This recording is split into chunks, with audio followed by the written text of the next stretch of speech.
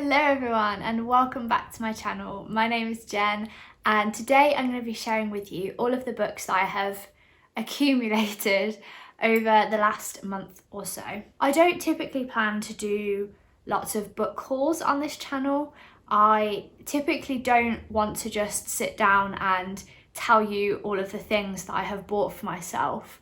But in this case, I really wanted to share them because these are books that were primarily given to me over Christmas as gifts, or were books that I bought from book vouchers and gift cards that were given to me over Christmas as well. But I just thought it'd be nice to share what I bought with the money that I was given at Christmas, and also the books that people really kindly chose and gave to me. So if you haven't already, go and grab yourself cup of tea or coffee or hot chocolate and let's get on with the video. Also, please excuse my tired eyes. It's quite early in the morning and I just wanted to get up and do this video, so my throat is still a bit croaky and my eyes are still waking up, but we're gonna push through. It's gonna be okay. Okay, so the first books that I'm going to show you are ones that were bought for me specifically for Christmas. So I guess I'll share the first four all in one go because they kind of linked together. And they are The Tenant of Wildfell Hall by Anne Bronte, Jane Eyre by Charlotte Bronte, Villette by Charlotte Bronte, and Wuthering Heights by Emily Bronte. So these are all the Bronte sisters penguin cloth bound editions, and oh, they are so beautiful. Whenever I see pictures of people who've got all of the penguin cloth bound editions on their shelves, I'll insert a picture here so you can see the beauty. I am just so envious of these bookshelves, and even though I'm not a huge classics reader, I still want them all. My parents actually bought these for me and it was a complete surprise because I never told them that I really wanted them or really wanted to collect them, but they just bought them for me because they were pretty, and honestly I love them. They honestly look so beautiful on my shelf, and I think my favourite one is the one for Wuthering Heights. I just really love this shade of like grey blue with the vines on them. I think they're so pretty. And also this one for Villette I just love these shades of blue, they're so pretty. But yeah, absolutely love those. I won't share what they're about because I don't really know, and I feel like everyone else does. Yes, one day I would love to collect some more and have a whole row on my shelves dedicated to them. They're so beautiful. So I'm very thankful for these additions, well, not really additions, start to my collection of these books. The next book that was bought for me was The Promise by Lucy Diamond. And I've never heard of this book before. So this story follows Dan, who at the start of the book, his brother passes away.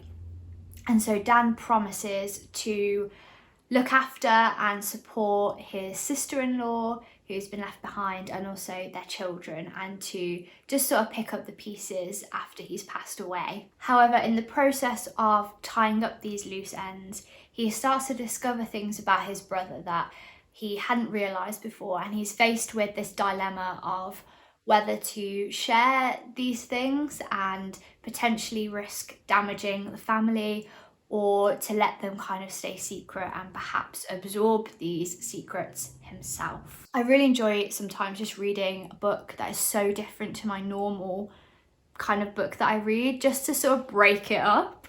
And this one sounds really good, so I'm really excited to read this one. Okay, so all of the next books that I'm going to share are books that I bought with book vouchers that I was given for Christmas. The first ones that I'm going to share are books that I got in the Waterstones 50% off hardback sale that they did right after Christmas. As soon as I heard that they were having a 50% off hardback sale, I was pretty desperate to go and have a look, and so I managed to get 3 books within the 50% off sale. The first one is Once Upon a Broken Heart by Stephanie Garber, and I was so happy to see this. In fact, this was kind of the main one that I was actually looking for when I found out about the sale. And that's because I've wanted to read this for so long, but it's £18. And I don't know why, but there's just something within me. I was like, I can't spend £18 on a book that I know I'm going to read in about 6 hours. So I've been waiting for this book to come down, or I was going to wait for it to come out in paperback, so that was a little bit more affordable. But as soon as I found out they were doing the 50% off sale, I was really desperate to find this one, and I scoured the bookshop and there was only one left, and it was sort of tucked away in a bookshelf with other books that I don't think it should have been in. And I was so happy to find it. This book follows our main character, Evangeline Box, and at the beginning of this story, she is suffering from a broken heart. The man that she has been truly in love with has now become engaged to her stepsister. And so she goes off in search of the Prince of Hearts, who she believes will be able to bring them back together and restore her broken heart. However, in the process of this deal that she makes with the Prince of Hearts, things do not go well, and the entire wedding party end up being turned to stone. I've already read this one, and oh my goodness, it was everything that I wanted it to be. It's so whimsical, it's so charming. The world building is amazing. We get to see new places in the world that we hadn't seen in the previous 3 books, and the addition of all the new characters that get thrown in is so good. Evangeline is such a good main protagonist to read from, and the Prince of Hearts is so well expanded on from the previous books as well. So yes, I was very happy to buy this and so happy to read it, and now I am kind of desperate for the second book after the way that this one ended. The second book that I bought in the 50% off sale was 6 Crimson Cranes by Elizabeth Lim. I'm gonna be honest, I bought this because I loved the cover. I had heard of this book before, but I didn't really know what it was about other than it was fantasy. But as soon as I saw this cover, again, there was only one of these in the shop. As soon as I saw this cover, I just had to buy it at half price.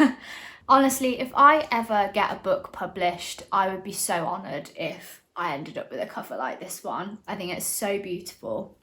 Anyway, I'm going to stop talking about the cover. I have actually read this one already as well. I just finished it last night, and it was so magical and charming and wonderful to read.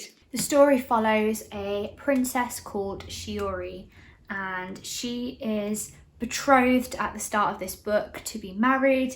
However, she really doesn't want to get married, and at the same time as this all happening, she is starting to discover that she has some magical abilities which have been forbidden and outlawed in the land that she is from. It comes to the day where she is going to meet her betrothed, and instead she tries to run away and flee from the meeting, and in doing so falls into a lake, encounters a dragon, and catches the attention of her stepmother, who Shiori is not too sure about whether she can trust. Some things happen in between, and Shiori and her 6 brothers all end up becoming cursed.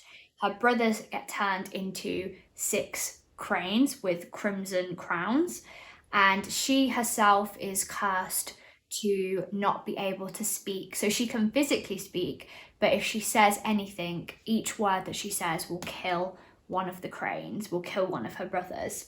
She also has this bowl that has been stuck on her head that she can't remove, and so nobody can recognize who she is. Nobody can see her face properly, and she can't explain who she is either. And so Shiori sets off to try and break this curse and find out what's going on. The next one that I got from the sale was First Person Singular by Haruki Murakami. I've just got the dust jacket here because I'm actually reading this one at the moment. This is a collection of short stories by Haruki Murakami, all told in first person singular perspective. I have read 2 books by Haruki Murakami now.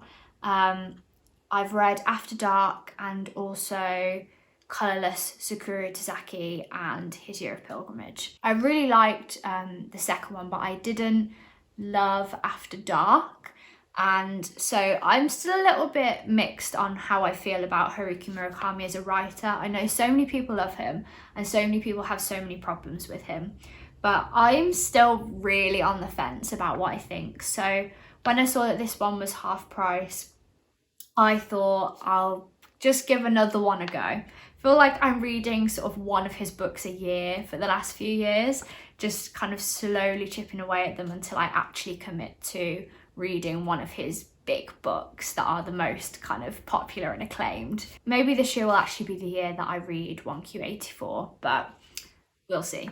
I think what really drew me to this collection of short stories, rather than any of his others, is because it said in the description that it's kind of like a mystery whether these are things that actually happened to him, so whether this is slightly autobiographical, or whether these are just completely made up stories. Each of the stories that I've read so far covers a pretty normal daily thing that might happen, or a very normal stage in someone's life, and then something a little bit weird gets thrown in that makes it feel like a signature Murakami novel with a little bit of a magical realism twist. So the next 2 books I also bought with book vouchers that I was given, but these were not in the 50% off sale. The first one is 100 Years of Solitude by Gabriel Garcia Marquez. I've really wanted to read this book ever since I have really been getting into magical realism. And I might be completely wrong here, but I'm pretty sure that I've heard that this is one of the original magical realism books, the kind of one that set it off or really made it popular as a genre of story. Yeah, I might be wrong there, but that's what I've heard. And if that is the case, I'm just so interested to read it, to see where magical realism kind of started compared to kind of the ones that I've read more recently. So I believe that this story follows a family in a town, and it follows this family over 100 years, and every member of this family gets trapped in this town or something, or feels that they can't leave, hence 100 Years of Solitude. And that is literally all that I know, but I'm kind of just going to go into it blind, I think. So this was published in 1967 and it's been translated into 37 languages. So I think it's a popular one. I'm very excited to read this. I've also been really enjoying translated fiction a lot more over the last year. I've read quite a lot of Japanese translated into English books. So this year I really want to try reading some books that have been translated from other countries and cultures as well. The next one I have is When We Were Orphans by Kazuo Ishiguro. I am going to finish all of Kazuo Ishiguro's books this year. That is my number 1 reading goal of the year. I think I only have this one and 2 others to go. So I thought I would pick this one up from the bookshop when I saw it. This book follows Christopher Banks in the 30s in England, and he has become one of the most celebrated and renowned detectives in England and has solved some really big cases. However, there is one unsolved crime that has plagued him his whole life, which is the mysterious disappearance of his parents. And so Christopher Banks, I believe, returns to Shanghai, which is the place that his parents disappeared in, to try and work out once and for all what actually happened. Kazuo Ishiguro is really talented at exploring memory and the impact of that on us in our lives, whether that's cultural memory or collective memory or personal memory as well. And so this book sounds like that sort of thing again, which I am very excited for. So yeah, I'm looking forward to reading some more of his books and hopefully finishing them this year. And the final book that I'm going to show in this video is one that a friend bought for me, and that is Graceling by Kristen Cashore. I've actually really wanted to read this book for so long. It came out, it must have come out like 10 years ago now or something, and I really wanted to read it back then, but I just never did. It just never made it to the top of my reading priority lists. So this book is set in a world where some people are born with an exceptional skill in a certain talent, and this is known as a grace. And our main character, Katza, is born with the grace of killing. And of course, this skill for murder that she has means that people really fear her and shun her from their society and life, and this obviously has a massive impact on her life. And everything kind of changes when she witnesses a kidnapping of an old man, and she's curious as to why this old man would be kidnapped, and so she goes off to try and work out what's going on. And that is all I know about this book, but I'm really excited to read it. I do feel like this is classic young adult fantasy now, and yeah, I'm just really excited to finally read this book. So those are all of the books that I have either bought or been gifted over the last month. I am so thankful to everyone who bought me a book and everyone who gave me money towards buying books for Christmas. I never accumulate that number of books in one go ever. I'm the sort of person who buys I buy 2 or 3 books maximum, and then I read those 2 or 3 books, and then I buy some more after I finish them. That's just the way that I accumulate books. So it's always so special to me when I suddenly accumulate, how many books? 11 books. When I suddenly accumulate 11 books in one go, that is just so special to me, and I'm so grateful and thankful to have all of them. So yes, thank you for watching. I hope that you have a really lovely day, and I'll see you very soon in the next video.